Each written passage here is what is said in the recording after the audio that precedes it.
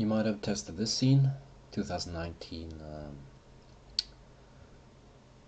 what's it called? Render buffers principled BSDF. And I thought, well, I did share that scene on the LightWave NewTek forums, and I'll provide a link. But just thought I'd share a note when it comes to the render time. Now I got a really old computer, so this is gonna take like forever to render, but it doesn't really matter because no matter what, you do want to cut render time. And for still, this is cool. We can render it with these default settings, and that's nice.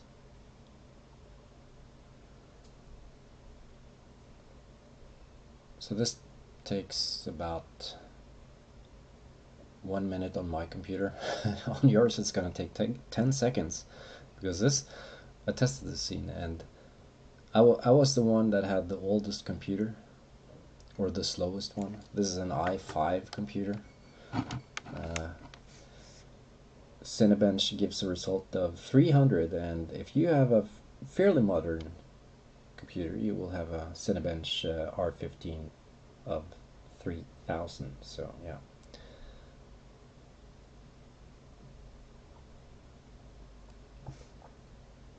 So your computer is probably going to be 10 times faster than this.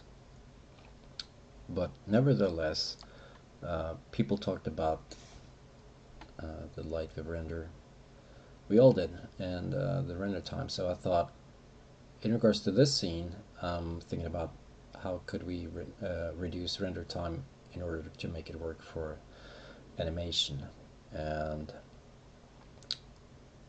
it's not going to take long. It's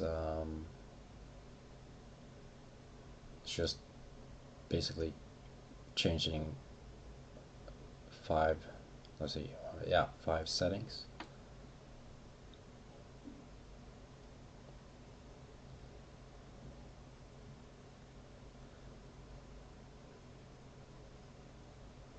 And the reason it will work is because when you render an animation, you will end up using temporal denoising in, for example, DaVinci Resolve to remove noise over time.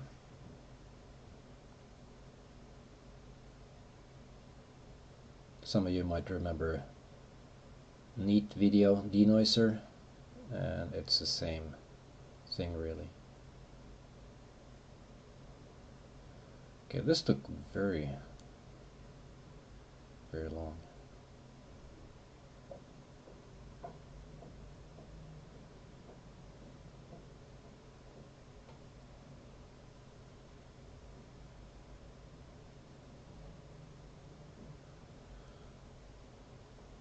I think I'm just actually going to skip it, because you can see it's going to take 4 minutes to render this, and you're not going to be able to see the noise on YouTube anyway, so we're just going to pretend that this took 4 minutes. I don't think it's going to take 4 minutes actually, because this area here didn't need a lot more anti-aliasing and stuff like that. Screw it. Yeah, so 4 minutes. First of all, if you're doing animation, maximum samples of 16 is not going to make sense. Again, we're going to use temporal denoising, so we should set that to 4. And just by doing that, you're going to see the render time. Yeah, it's going to take a fraction, really. And that's what I talked about in other videos in regards to LightWave. that the anti-aliasing is so slow. The anti-aliasing is really the thing that really slows everything down. Or actually, that's not quite true, but that's a big reason why you're getting slow renders in 2019 and also 2015.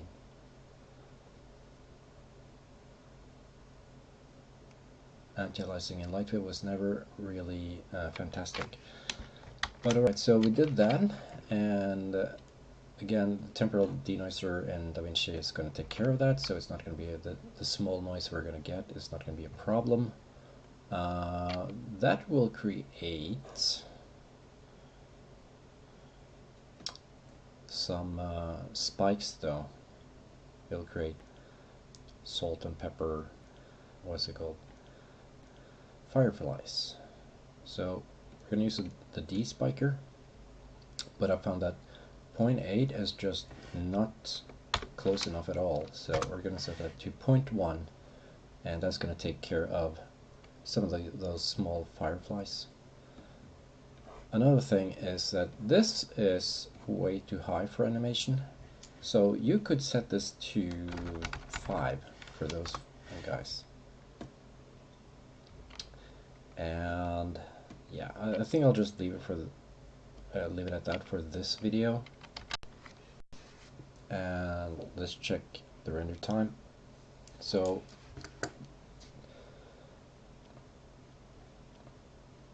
the render time is going to be 4 minutes for the other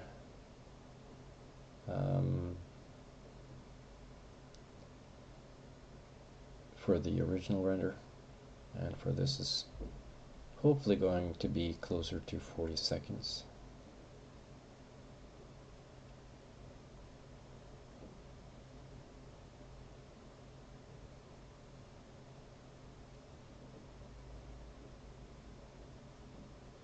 Yeah, oh,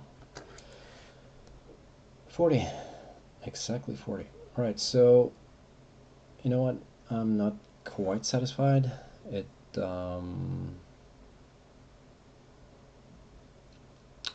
yeah, it does have a bit more noise than I would like for it to have. So I guess I should pump up this somewhat. So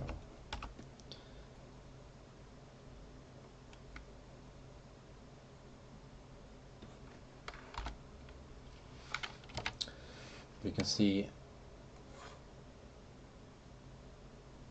that's a quarter of the render time.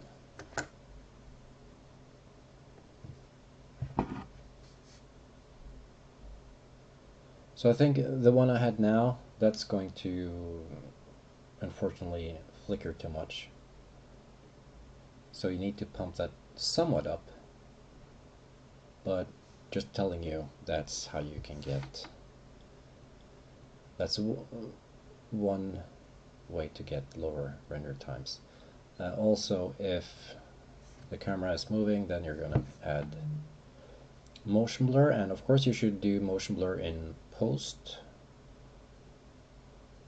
Do not use motion blur for animation in LightWave, because that's going to take forever. Okay, a bit better. So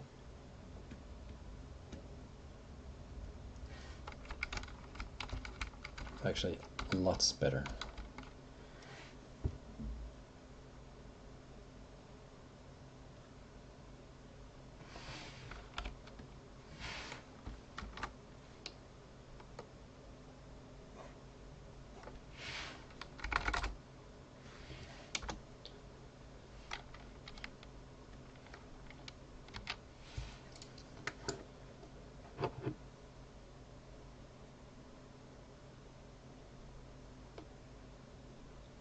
But yeah, I mean, that's let's say you get away with 1/3 of the render time. I mean, that's a lot.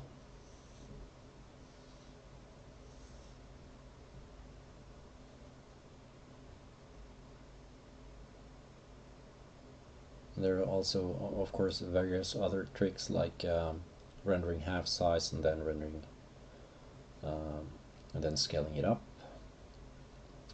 You got new video upscalers that also could work at times if unless you really need a lot of the small detail.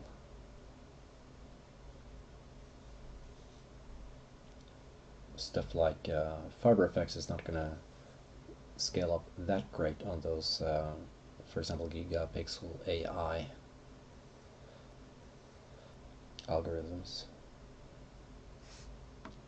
Even though, I mean, it's going to be okay, well, okay-ish, but that's one of the trickiest things with AI gigapixel, really. So there's a lot of other tricks you could use as well, but yeah, we're getting closer.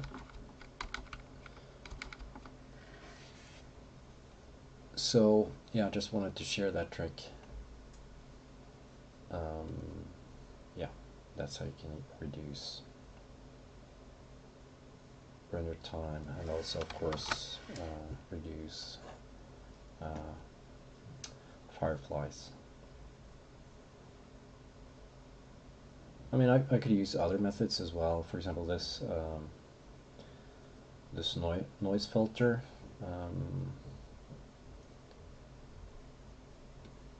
But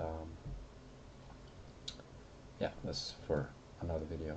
And some of the problems with reducing noise and using filters is that it will create splotches instead. So your animation is going to have splotchy noise instead of really grainy noise. So it's going to look like interpolated GI noise, really, which is, yeah, which can be tricky. Anyway, I could talk about this for 30 minutes, I guess. So, a bit on that, cutting render times for animation.